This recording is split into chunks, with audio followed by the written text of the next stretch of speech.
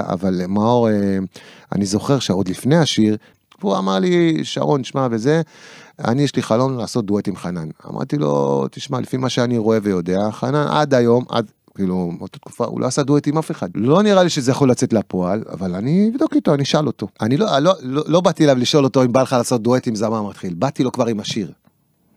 באתי לו עם השיר שכבר היה כתוב.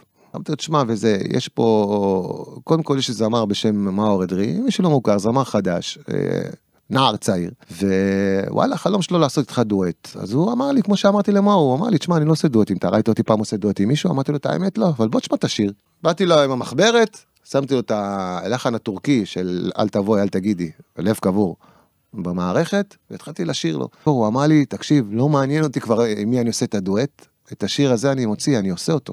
הוא כל כך התחבר אליו, הוא אהב אותו, אבל כמובן שהוא שמע את מאור שר והכל, לדעתי מי הוא הולך לעשות דואט. ואז הפגשתי אותם באולפן, והשיר הזה יצא כדואט.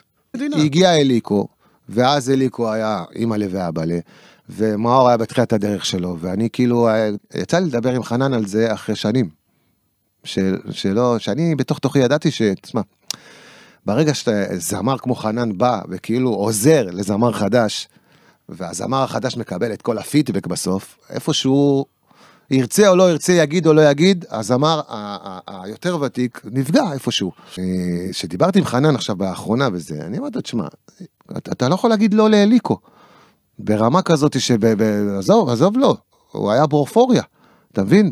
הלך, רץ להקליט את השיר הזה לבד, ובצדק, כל אחד היה עושה את זה, ומשם, אתה יודע, משם הוא התפתח. אור בן שבת מארח, מוזיקה, תרבות ואנשים.